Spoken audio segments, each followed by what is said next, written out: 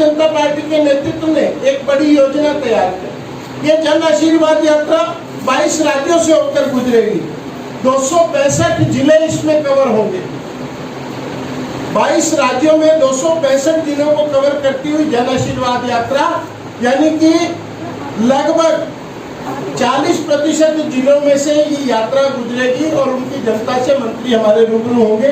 212 लोकसभा सीटों पर ये यात्रा निकलेगी। 1663 बड़े कार्यक्रम होंगे। 39 मंत्री इसमें जनता का आशीर्वाद लेने के लिए जनता के बीच में जाएंगे और 19,567 किलोमीटर चलती हुई ये यात्रा पूरी होगी और जिसमें अनेक जगहों पर हर समाज के लोग इनके साथ मिलेंगे, अपना आशीर्वाद देंगे और मोदी जी को जनहितैषी योजनाओं के लिए आगे की प्रेरणा भी देंगे। हमारे माननीय प्रधानमंत्री जी का एक ही संकल्प है कि जनता की आवाज को जनता की योजनाओं में लाया जाए। आप देखते हैं मन की बात के लिए भी वो लोगों से सुझाव मांगते हैं। स्वाधीनता दिवस पर भी जो उन्होंने लाल किले के प्राचीर से बोला, उसके लिए भी सुझाव आमंत्रित किए गए ताकि कोई भी काम ऐसा ना लगे कि जो जनता का होना चाहिए और अभी तक नहीं हुआ, प्रधानमंत्री जी उसको प्राचीर से बोलेंगे। दिल्ली में ये यात्रा सभी 14 जिलों में और 7 लोकसभा सीटों पर रहेगी। दिल्ली में इस यात्रा की लंबाई जो है वो 250 किलोमीटर रहने वाली है और श्रीमती मीनाक्षी लेखी जी जो कैबिनेट मंत्री हैं और श्री हरदीप सिंह पुरी जी, ये 2 दिल्ली के मंत्री जन आशीर्वाद यात्रा हेतु अलग अलग स्थानों पर जाएंगे और 120 किलोमीटर श्रीमती मीनाक्षी लेखी जी और 128 किलोमीटर श्री हरदीप सिंह पुरी जी इस यात्रा में जन आशीर्वाद यात्रा में रहेंगे और जनता का आशीर्वाद प्राप्त हुए। जैसा भी मेरे पूर्ववक्ता बता रहे थे कि कोरोना काल में जिन सरकारों ने जनता की अनदेखी की और जनता को देखते रहे, उनमें एक बड़ा अंतर है। और केंद्र में मोदी जी की सरकार ने और भारतीय जनता पार्टी के नेतृत्व ने अपने राजधर्म का पालन जन धर्म तक करते हुए अपने फर्ज को पूर्ण किया है।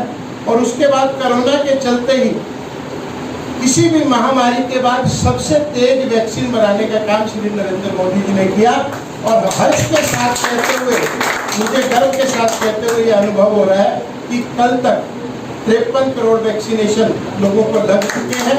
पूरे देश में लगभग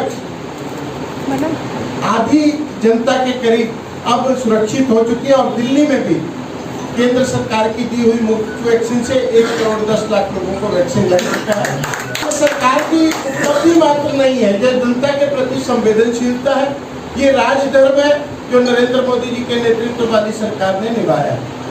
पार्टी की जनहितैषी नीतियों को जन जन तक पहुंचाने और मंत्रिमंडल विस्तार में राष्ट्र के हर वर्ग को संपूर्ण नेतृत्व में हिस्सा मिले, उसकी सहभागिता हो, मोदी जी ने अपने मंत्रिमंडल का विस्तार किया है और सबका साथ सबका विकास की जो परिकल्पना है उसको बल देते हुए उन्होंने अपने मंत्रिमंडल का विस्तार किया।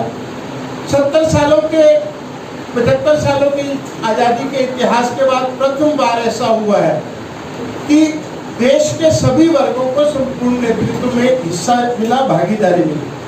ओबीसी वर्ग से 27 मंत्री इस समय मंत्रिमंडल में है। दलित समाज जिसको सदैव से पिछड़ा वर्ग कहकर बुलाया जाता था, उनको सहभागिता नहीं मिलती थी, सत्ता में उनकी हिस्सेदारी नहीं होती थी। इस मंत्रिमंडल में 12 सदस्य दलित समाज से आते हैं और महिला शक्ति, जिसकी नारी शक्ति मातृशक्ति होने के नाते हम दम भरते हैं कि लक्ष्मी दुर्गा ये सब रूप है, उसका अभी तक आजादी के इतिहास में पहली बारी 11 महिलाओं को मंत्रिमंडल में स्थान मिला है और ये महिलाओं के स्वावलंबन और स्वाभिमान के ऊपर एक बहुत बड़ा असर डालने वाली जो रिप्रेजेंटेशन है। और 5 लोग माइनॉरिटी से लिए गए। 70 सदस्यीय मंत्रिमंडल में इन सब लोगों को प्रतिनिधित्व मिला है।